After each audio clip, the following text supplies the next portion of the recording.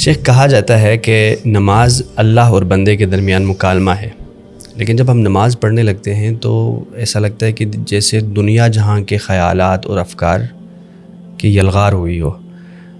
تو ایسا کون سا طریقہ ہے کہ جس میں ہماری نمازوں میں اتنا خشوع ہو کہ ہمیں لگے کہ واقعتاً ہم اللہ سے مکالمہ کر رہے ہیں؟ شعیب بھائی، معاملہ کچھ یوں ہے کہ نماز کی کچھ چابیاں ہوتی ہیں، اور بہت افسوس سے کہنا پڑتا ہے ہمارے پاس دنیا جہاں کی چابیاں موجود ہیں، لیکن ہمیں نماز کی چابیوں کا نہیں پتہ۔ اور نماز میں جو سب سے بڑی چابی ہے وہ دل ہے، دل۔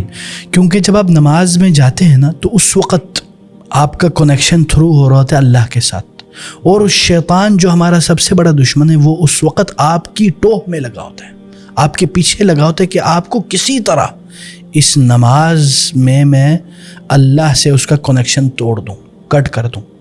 تو اسی وجہ سے وہ آپ کے اندر وسوسے کیوں ڈالتا ہے؟ کیونکہ وسوسہ ڈالنے کا موقع بھی ہم ہی فراہم کرتے ہیں۔ کیسے؟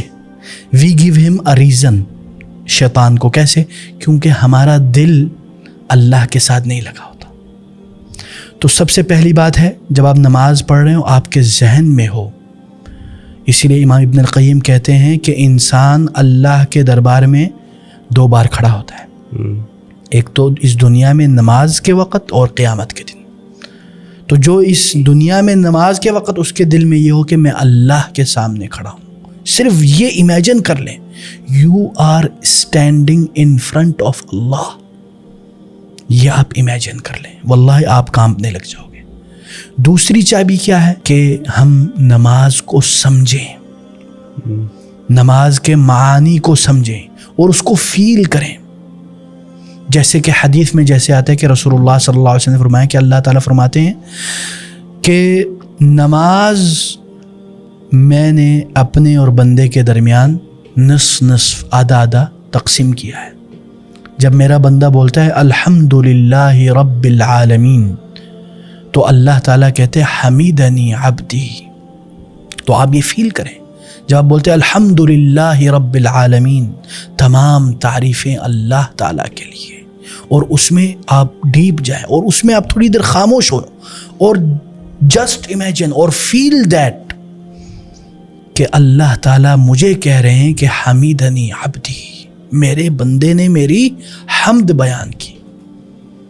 تو یہ چیزیں بہت اثر کرتی ہیں۔ تیسری بات یہ ہے اخی کہ آپ کے اندر جو آپ نماز پڑھ رہے ہیں وہ صحیح طریقے سے پڑھیں، اور یہ ذہن میں رکھیں کہ جو میں جس طریقے سے نماز پڑھ رہا ہوں وہ وہی طریقہ ہے جو رسول اللہ صلی اللہ علیہ وسلم کا طریقہ ہے۔ اس سے آپ کو یہ ہوتا ہے کہ آپ کا رسول اللہ صلی اللہ علیہ وسلم کے ساتھ کنیکشن تھرو ہو جاتا ہے، آپ کو فیل آتا ہے کہ آپ رسول صلی اللہ علیہ وسلم کی امتی ہو، ٹھیک ہے نا؟ اور اسی طرح یہ بھی یاد رکھیں، نماز میں ایک جو بڑی رکاوٹ ہے وہ ہے جلد بازی۔ ہم نے نماز کو ایک ایکسرسائز سمجھ لیا ہے، اور جلد بازی میں ہم اتنی جلدی نماز پڑھتے ہیں ہمیں فیل ہی نہیں ہوتا۔ اسی لیے ایک بندہ جب آیا رسول اللہ صلی اللہ علیہ وسلم کے پاس، اس نے کہا السلام علیکم یا رسول اللہ، تو رسول اللہ صلی اللہ علیہ وسلم نے سلام کے جواب دینے کے بعد کیا کہا؟ وہ نماز پڑھ کے آیا تھا، کہا ارجع فصلی فإنک لم تصلی، جاؤ واپس جاؤ نماز پڑھو، در حقیقت تم نے نماز پڑھی ہی نہیں ہے۔ حالانکہ اس نے پڑھی تھی لیکن حقیقی نماز نہیں پڑھی۔ حقیقی نماز کیا ہے؟ اس کی مثال ہمیں رسول اللہ صلی اللہ علیہ وسلم اور صحابہ اور سلف صالحین سے ملتی ہے۔ رسول اللہ صلی اللہ علیہ وسلم جیسے صحیح حدیث میں ایک مرتبہ رسول اللہ صلی اللہ علیہ وسلم رات کو کھڑے ہوئے نماز کے لیے، تو ان کے ساتھ ابن مسعود بھی کھڑے ہو گئے اور ایک اور صحابی، چھوٹے صحابی۔ تو ابن مسعود کہتے ہیں رسول اللہ صلی اللہ علیہ وسلم سورہ بقرہ شروع کر دی، تو کہتے ہیں میں نے سوچا کہ 100 آیت کے بعد وہ رکوع کریں گے، لیکن انہوں نے نہیں کی، 200 آیت ہو گئی، سورہ بقرہ ختم، انہوں نے چلو بقرہ ختم ہو گئی، انہوں نے پھر بھی رکوع نہیں کی۔ پھر اس کے بعد جو سورہ ہے سورہ آل عمران وہ بھی شروع ہو گئی، انہوں نے بولا ہو سکتا ہے پہلے 100 میں ختم کر دیں، نہیں ہوئی، پہلی رکعت، ہاں ایک ہی رکعت میں انہوں نے سورہ آل عمران بھی ختم کر لی۔ تو یہ کس میں برداشت ہے؟ حتیٰ کہ بعض روایت میں ہے کہ رسول اللہ صلی اللہ علیہ وسلم کے پاؤں سوج گئے تھے، ٹھیک ہے نا. تو رسول اللہ صلی اللہ علیہ وسلم سے جب حضرت عائشہ نے پوچھا کہ یا رسول اللہ، یعنی آپ کے تو غفر لک ما تقدم من ذنبک وما تأخر، آپ کے تو کوئی گناہ ہی نہیں، آپ تو معصوم ہیں، آپ کے سارے گناہ معاف ہیں.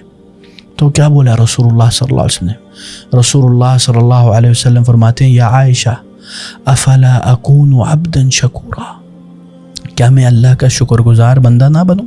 اسی طرح ایک اور صحابی، مثلا صحابی تھے ایک، وہ بیمار ہو گئے، ان کے پاؤں میں غرغرینہ ہو گیا. تو جو طبیب ہے انہوں نے کہا ہم نے آپ کے پاؤں کو کاٹنا ہے،